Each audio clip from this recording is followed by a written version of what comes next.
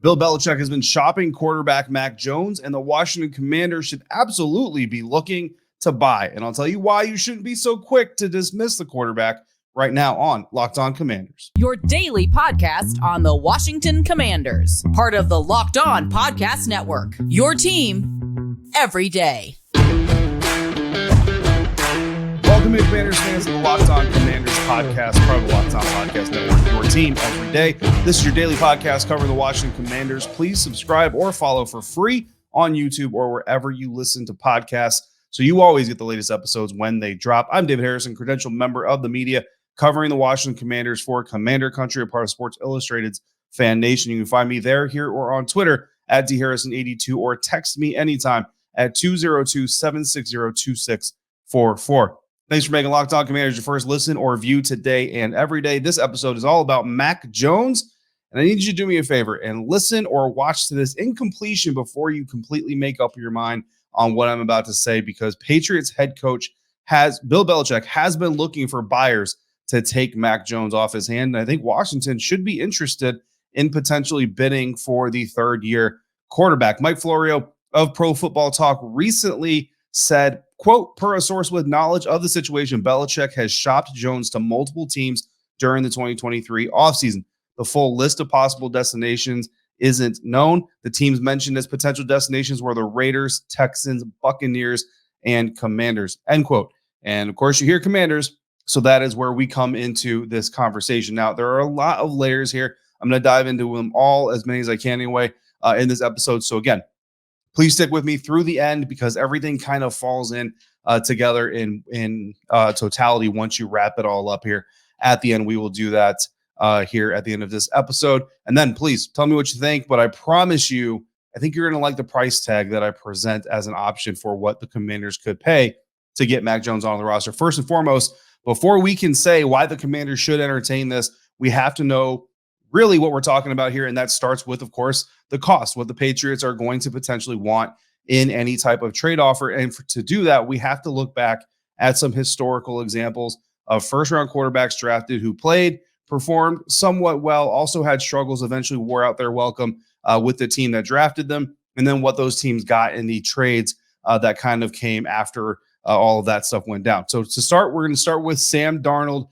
and with Carson Wentz. And no, this is not the Carson Wentz trade to the Washington Commanders we're talking about. We're talking about the trade that sent him from the Philadelphia Eagles to the Indianapolis Colts. First, we're going to talk about Sam Darnold and the trade that lent him to the Carolina Panthers. In that deal, the New York Jets got a 2021 sixth-round pick, which was a 226th pick overall. They ended up with a 2022 second-round pick, which ended up being 38th overall, and a 2022 fourth-round pick, which turned out to be the 111th pick in the 2022 NFL draft. And this trade went down in 2021, the Jets getting one late-round pick that year, and then a day 2 pick the following year, and then a day 3 pick the following year as well. In exchange, the Carolina Panthers got Sam Darnold. They also got Sam Darnold with 1 year plus his 5th-year option left on his rookie deal. So really 2 years if they wanted it, 1 year minimum. No Pro Bowls at the time, no playoff appearances or experience at the time for Sam Darnold. Still has no Pro Bowls, still has no playoffs.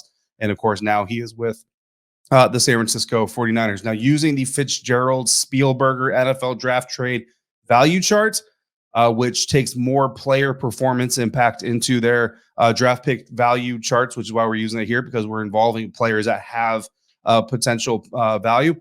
The New York Jets got 2,023 points, which is 420 points fewer than they spent on Sam Darnold, which is the equivalent of a value between the 6th and 7th overall pick, split between those trades. So if you combine the trades, or the draft picks rather, that 6th-round pick, the 2nd-round pick, and the 4th-round pick, combine those values, you end up with compensation that is basically a 420-point depreciation that the Jets got for Sam Darnold. On the Carson Wentz side of things, he was traded to the Indianapolis Colts. The Philadelphia Eagles got a 2021 third-round pick and then a 2022 first-round pick. Those picks turned out to be the 84th overall pick in 2021 and the 16th overall pick in 2022. Again, Carson Wentz, 4 years remaining on his contract. He had signed an extension that basically kicked in the year he was sent to Indianapolis. So he had 4 years remaining on his contract, one playoff start, which came in 2020. He was only 1 for 4 in that game against the Seattle Seahawks. before he was concussed and ended up having to leave that game. Had a near MVP season before an injury. Ultimately, the Philadelphia Eagles went on to win the Super Bowl without him. In that draft, or in that trade, the Eagles got 2,350 points according to the same value chart, which is a 299 point depreciation from where Wentz was drafted, which is equal to about the third or fourth overall pick split between those day two and that day one pick. So again, they got the Philadelphia Eagles drafted Carson Wentz second overall. They traded up to get him, and they ended up trading him for the equivalent of right between the third and fourth overall pick in the NFL draft once you combine the values of the picks they got. So essentially, the Eagles got 327 points. When you look at the difference in depreciation between Wentz and Darnold, the Eagles had the benefit of about 327 points for the one Pro Bowl selection that Carson Wentz did have, despite the fact that he was also carrying a heavier price tag for the Indianapolis Colts to deal with. And that equates to about the number 25th overall pick. That plays a role. All those numbers, all those values that you just saw play a role into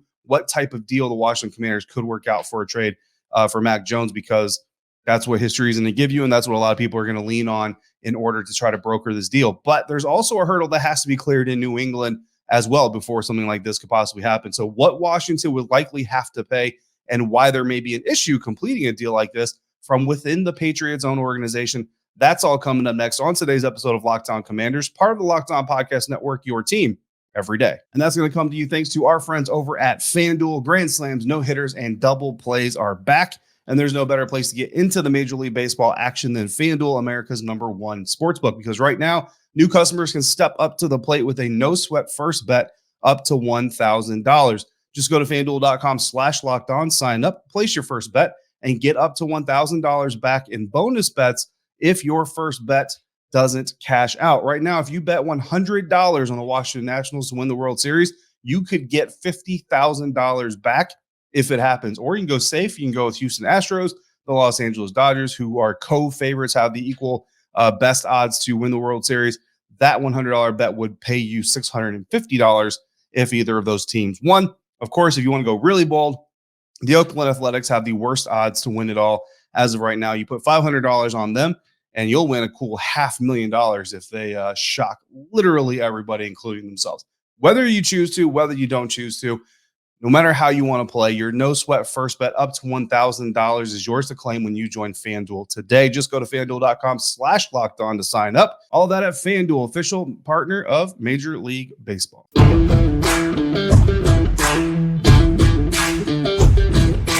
Thanks again for making the Locked On Commanders podcast first listen or your first view today. I want to give a shout out to everybody participating in our Subtext initiative. Subtext gives you direct access to me and Locked On Commanders like nowhere else. Exclusive news, analysis, mock drafts, discussion, access, and more. And of course, you get priority in our mailbag episodes. Mailbag episode coming up tomorrow. So if you haven't already gotten your questions or your mock drafts in, please do so. Check it out by texting HTTC. That's HTTC to 202-760-2644 to sign up today. Get your first 2 weeks for free while you help me figure out how we're going to build this next layer of the Locked On Commanders podcast. Incredibly excited. So looking forward to talking to even more Commanders fans. Again, just text HTTC to 202-760-2644 to get started today. Continue our discussion now about what the Washington Commanders may have to give up in a trade for Patriots quarterback Mac Jones. Again, the Jets got 2,023 points for Sam Darnold, who had no Pro Bowl appearances, no playoff experiences. The Eagles got 320 or so more points for Carson Wentz, who had one Pro Bowl appearance, barely any playoff experience, and was going to a familiar coach in Frank Reich in Indianapolis with 4 years of contract remaining, granted at a hefty price tag. In this scenario, Washington would be getting Mac Jones, who has one Pro Bowl, one full road playoff loss, and it's a full playoff game, so I think there's some value there.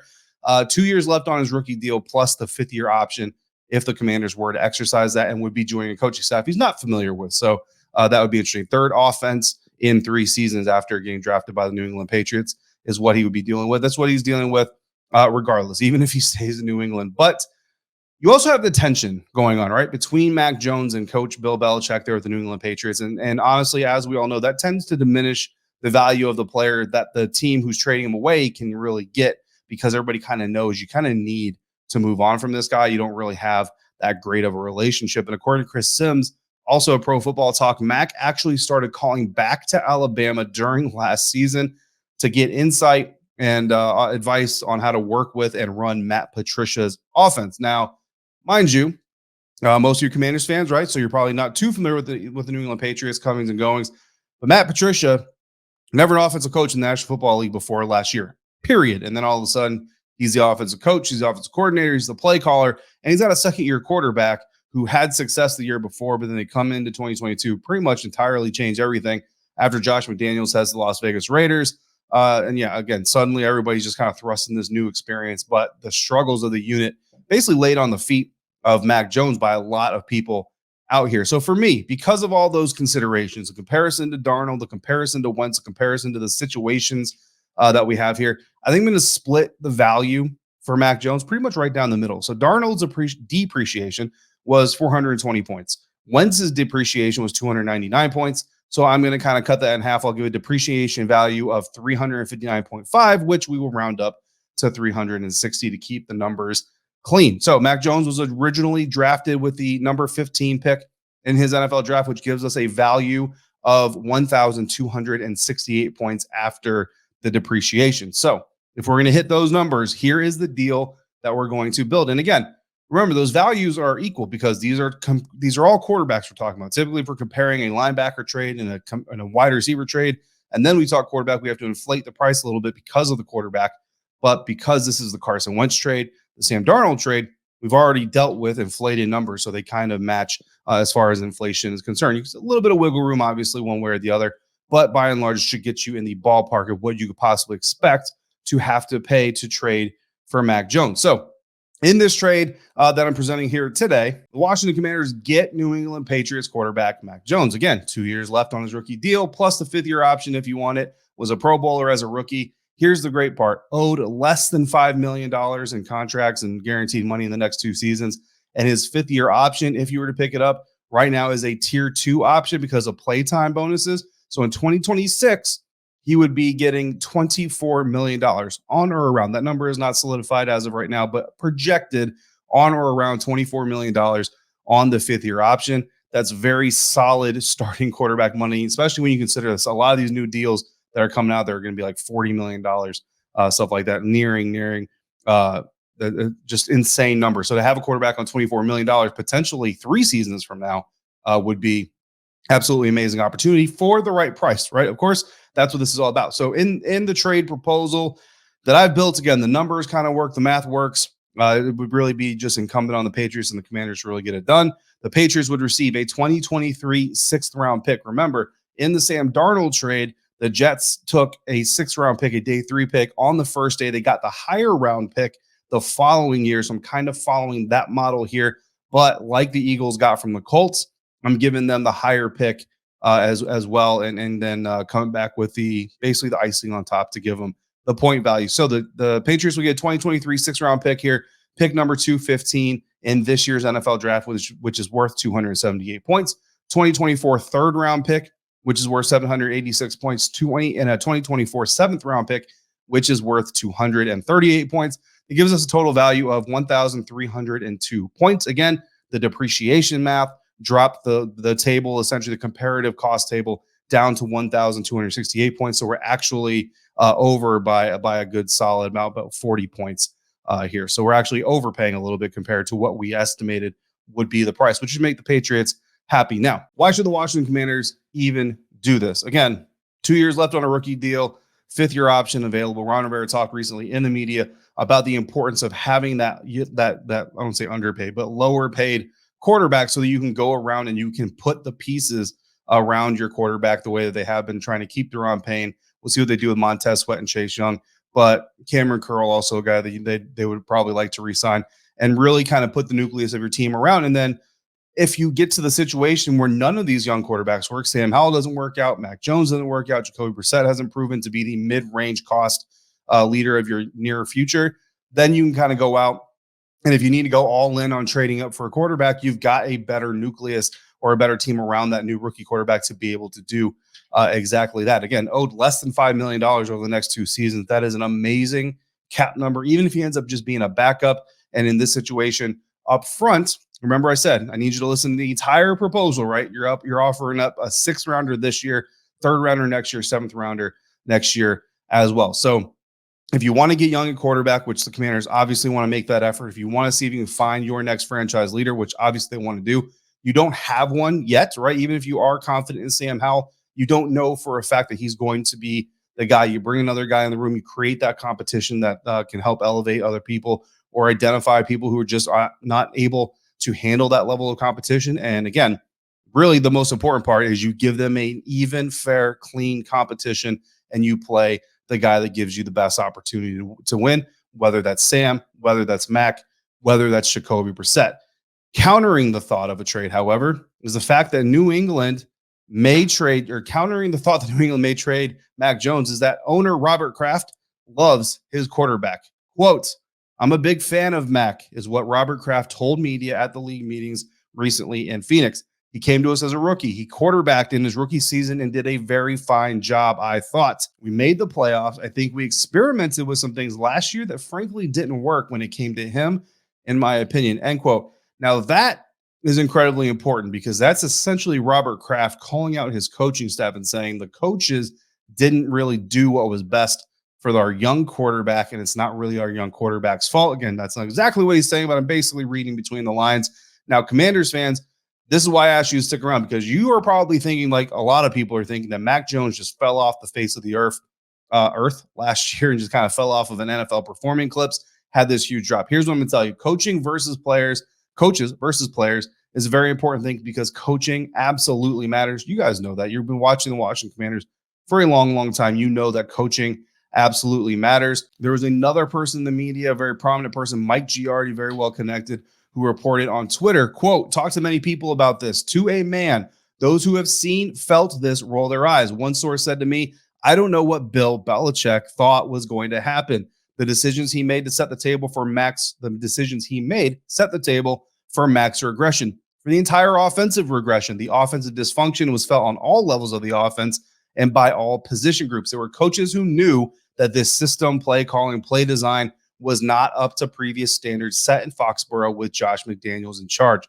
The players felt it. And lastly, on a personal note, this is Mike Giardi. I have no horse in the race. I don't give a damn who starts. Mac, Zappy, QB to be named later. Does not matter. Although if you whiffed on a first-round quarterback, that is fair game to dissect." End quote. So Mike Giardi there quoting some people who have talked about the fact that Bill Belichick essentially made moves, brought in coaches, and who brought in an offensive scheme, system, play call, play design that just did not work, and then basically refused to come off of it and allowed the NFL watching world to essentially lay blame at their young quarterback's feet. So not everything is as it seems all the time. Still, you might have an issue with Mac Jones, but I'm here to tell you, I can probably make that price a little bit easier on you. See if we can drive off the lot with a brand new used New England Patriots quarterback. And we will discuss those matters. Take a look at the scenario that would lead to the New England Patriots wanting to trade Robert Kraft, being okay with trading Mac Jones. We're going to do that right here next on today's episode of Locked On Commanders. And we're going to do that thanks to our friends over at Ultimate Football GM. You've heard me talk about this mobile game app, and if you've ever thought you'd make a good GM, you've got to give this game a try. When you play Ultimate Football GM, you get to control and manage every strategic aspect of your team as you play through seasons and lead your team to glory, trying to build a historic dynasty. You start off with the worst roster in football, and you have the opportunity to retain or release, trade, hire and fire coaches, and most importantly, decide who the number one overall pick will be in your draft. All in a challenging and realistic game world, Ultimate Football GM is completely free and playable offline, on the go, as you want, when you want. Locked On Commanders listeners, you get a 100% free boost to your franchise when you use the promo code Locked On in all caps in the game store. That's Locked On in all caps, so make sure you check it out today. To download the game, just go to ultimate-gm.com or look it up in your app store. That's ultimate-gm.com. Ultimate Football GM. Start your dynasty today.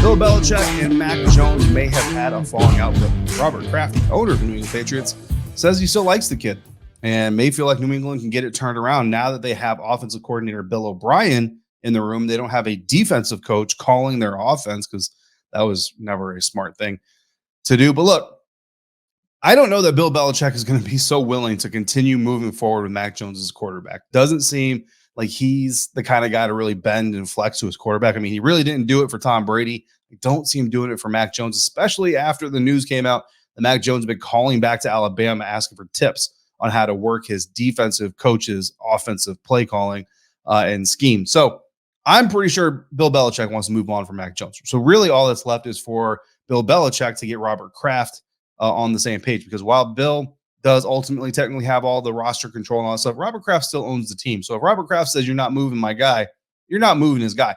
So what's it gonna take for Robert Kraft to agree to allow Bill Belichick to kind of cut his losses and move forward while he can?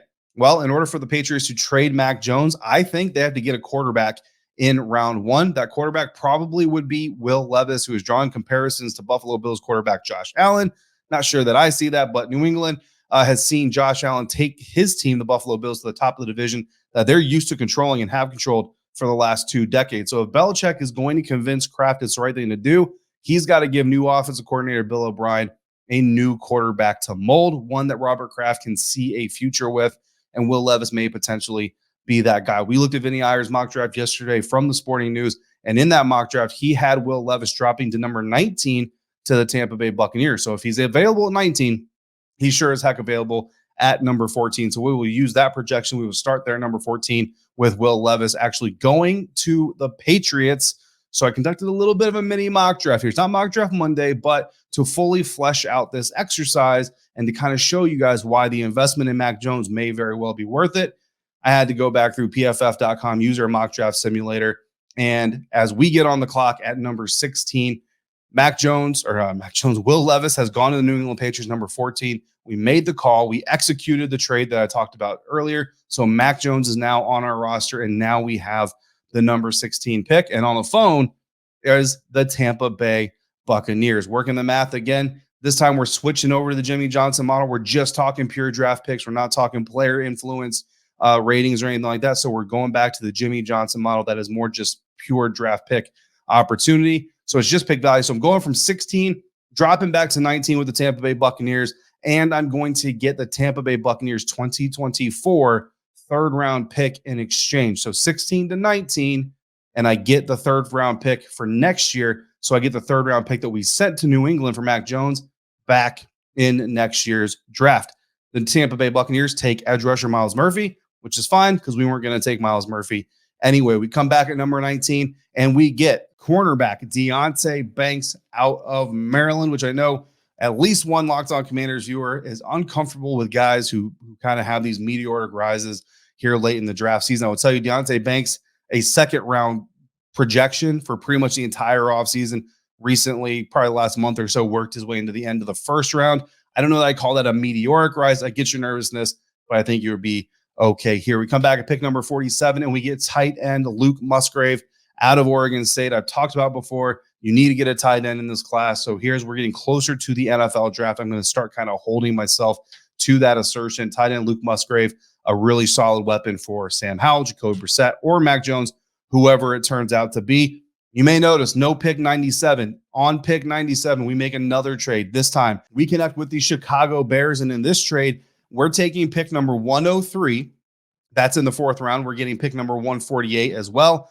And the Chicago Bears are getting pick number 97, which turns into cornerback Jartavius Martin out of Illinois. Back to our draft now. With the 103rd pick that we just got from the Chicago Bears, we take linebacker Nick Herbig out of Wisconsin. If you're used to hearing Nick Herbig described as an edge, a lot of places have him described as an edge, but I believe that in Washington's defense, Jack Del Rio converts him to an off-ball linebacker. So Nick Herbig, Wisconsin, we get our linebacker there. Number 118. We come back, we go guard Chandler Zavala out of NC State. And number 148, we grab running back Zach Evans out of Ole Miss. So that's our mock draft. Now, you still have a 5th-round pick, a 6th-round pick, and a 7th-round pick left in this draft. But for this show's purposes, we're going to keep it to a 4-round, kind of 5th round. Zach Evans, we snuck that pick in there just for a little bit of flavor. But we get a cornerback to join the group. We get a tight end to lead the way into the future. We get ourselves an off-ball linebacker to mold, mentor, and potentially make an impact in your run. We continue to improve the offensive line, and we get a running back to join Brian Robinson Jr., Antonio Gibson. And oh, by the way, we still have 3 day 3 picks left. And in reality, when you look at the trade, right, we sent a 3rd-round pick, a 6th-round pick, and a 7th-round pick for Mac Jones. We got the 3rd-round pick back. So really, you're talking about Mac Jones for a 2023 6th-round pick and a 2024 7th-round pick. I think that is worth the investment, especially when you get Deontay Banks, Luke Musgrave, Nick Herbig, Chandler Zavala, Zach Evans, and you still got the rest of day three more picks to make. So obviously I like it, but I put it together. So that doesn't really say anything, right? Let me know what you think. Did I convince you? Did I do enough to convince you that Mac Jones would be worth what is essentially a 6th and 7th round investment? Let me know in the comments. Let me know in email. Let me know via text or on Twitter. I want to thank you for making Locked On Commanders your first listener, your first view of the day. For your second, check out Locked On NFL Scouting with the Draft Dudes. Shout out to Kyle Krabs and Joe Marino. They did an amazing episode about the Mac Jones and Bill Belichick drama, which kind of helped inspire today's episode. So I'm listening to them and drawing inspiration. Make sure you're also listening to them as well every Monday through Friday. Find Locked On NFL Scouting with the Draft Dudes wherever you get your podcasts and on YouTube. I will be back on Wednesday afternoon for a live mailbag episode, just like we did last week. So if you haven't already, get your questions in, your mock drafts in, and we'll hammer out as many of those as we can. And you still have time to answer this week's question of the week. If you could add a quarterback to the Commanders' current roster, who would it be and why? We'll be going over those answers at the end of the week. And I'll give you another question that I want to take with you into the weekend. Send your questions, send your mock drafts, send your answers via email to lockedoncommanders@gmail.com or on Twitter @DHarrison82 or in the YouTube comments, or you can text me whenever you want, 202-760-2644. Signing off for today, I'm David Harrison, staff writer for Commander Country of Sports Illustrated's FanNation, credentialed member of the media covering your Washington Commanders, and more importantly, hanging out with you 5 times a week. Until we speak again, if you're out and about, please be safe, be kind to one another, and I'll see you right back here next time for another episode of Locked On Commanders, part of the Locked On Podcast Network, your team every day.